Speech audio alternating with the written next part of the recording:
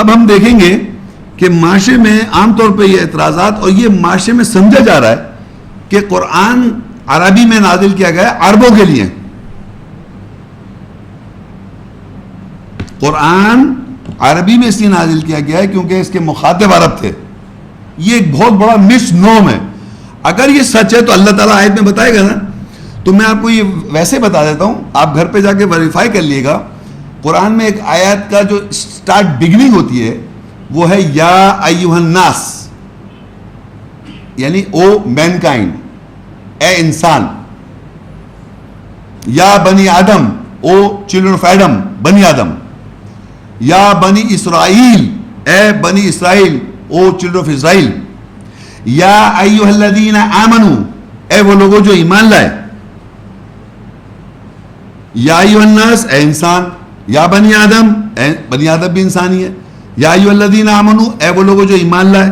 یا اہل الکتاب، اے اہل کتاب، کتاب کے اہل. ایک آیت نہیں ہے یا اہل العرب کہ او عربس. دیٹ مینس کہ کتاب جو اللہ نے نازل کی ہے وہ مخاطب عرب نہیں ہے، کیونکہ اللہ نے عرب کو خطاب ہی نہیں کیا، انسان کو خطاب کیا جس کی different languages of the world ہیں. تمام لینگویجز جو بولتا ہے انسان وہ بھی اللہ نے بنائی ہیں. یہ اللہ کہتا ہے جو تم مختلف زبان اور مختلف رنگ ہیں تمہارے، یہ ہماری آیات ہیں، کسی زبان کا کوئی بانی نہیں ہے. لیکن عربی میں اللہ نے کیوں قرآن نازل کیا؟ اس لیے نہیں کہ عرب مخاطب تھے، اس لیے وہ ریجن خود بتائے گا قرآن مجید میں. دیکھیے قرآن میں سورہ فصلت 41 سورہ اس کی 44 آیت.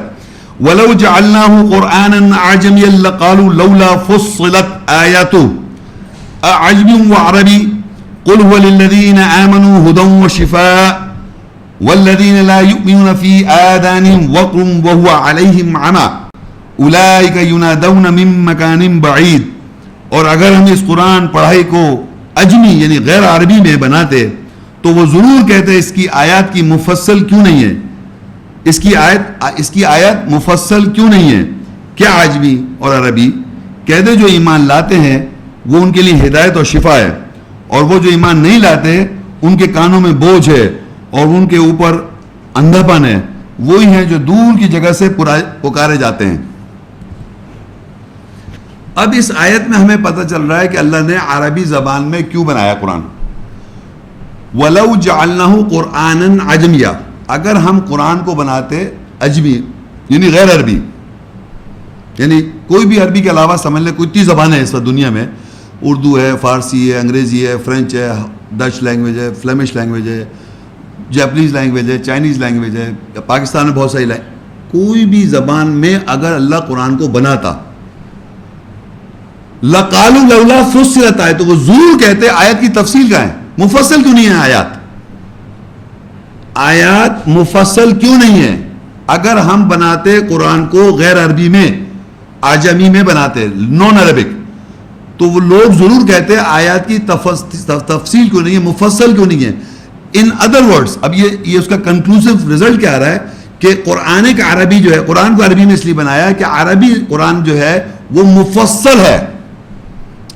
عربی جو زبان ہے مفصل ہے، ڈیٹیل لینگویج ہے وہ، اس لیے اللہ نے عربی کو سلیکٹ کیا.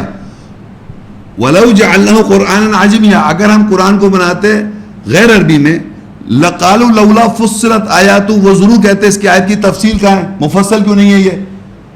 تو اس کے معنی مفصل ہے عربی، اس لیے عربی میں بنایا گیا. اگر غیر عربی میں بناتا تو تم یہ شکایت کرتے، کہتے عربی اس میں مفصل میں نہیں، کیونکہ ہر الفاظ اور زبانوں میں مختلف لینگویجز سے بورو کیا جاتا ہے. جیسے ہماری مشہور ہے اردو زبان جو لشکر زبان ہے، یعنی فارسی کا بھی الفاظ ہے، انگریزی کا بھی الفاظ ہے، عربی کے بھی الفاظ ہیں، ہندی کے بھی الفاظ ہیں. تو زبانوں کا اپنا ایک طریقہ کار ہے، اللہ بناتا ہے مختلف الفاظ مل ملا کے زبانیں بن جاتی ہیں. لیکن عربی قرآن جو ہے یہاں سے الفاظ مختلف زبانوں میں جا رہے ہیں. عربی قرآن سے ہیبرو لینگویج میں گیا، عربی قرآن سے اردو لینگویج میں گیا، عربی قرآن سے انگلش لینگویج میں گیا، عربی قرآن سے جرمن لینگویج میں جا رہا ہے. تو قرآن جو عربی ہے وہ دوسری لینگویج میں الفاظ کو ایکسپورٹ کر رہا ہے، لیکن اس کا اپنا جو قرآن ہے عربی وہ باہر سے کوئی الفاظ نہیں لا رہا. تو یہ مفصل ہو گئی، ڈیٹیل ہے. تو یہ اس کی وجہ ہے. آگے اللہ نے ایک عجیب بات کہی, عجمی و عربی. اب لوگ اس پہ اگر کوئی فخر جتانا چاہ رہا ہے کہ میں عرب ہوں, میں عربی زیادہ سمجھتا ہوں, اور ایک عجم ہے, جیسے ہم سب, جیسے میجورٹی یہاں بیٹھے ہوئے ہیں, آئی ڈونٹ نو, جو عربی لینگویج نہیں جانتے, ہم سب عجم ہیں, مجھ سمیت بھی ایسی, میں عربی لینگویج کا واقف نہیں ہوں. تو عجمی اور عربی کا ایک فخر عربی اگر لینا چاہ رہا ہے تو اللہ کہہ رہا ہے عجمی و عربی. کیا عجمی اور عربی؟ قل وللذین آمنوا, کہتے وہ لوگ جن کے لیے ایمان لائیں گے, ہدی و شفا, ان کے لیے ہدایت ہے اور شفا ہے, ہیلنگ. تو اس کے معنی یہ ہوئے کہ عربی تو اللہ نے بتا دیا کہ مفصل لینگویج کی وجہ سے ہم نے عربی بنایا قرآن. عرب کو مخاطب نہیں, عربی زبان اس لیے چوز کی اللہ نے, عربی زبان, کیونکہ وہ مفصل ہے, ڈیٹیل ہے. لیکن آگے ساتھ نے بتایا کیا عجمی اور عربی, کیا عجمی اور عربی. اگر آپ عجمی ہیں تو اس پہ پریشان نہ, قل وللذین آمنوا, کہہ دو جو لوگ ایمان لائیں گے, ہدی و شفا.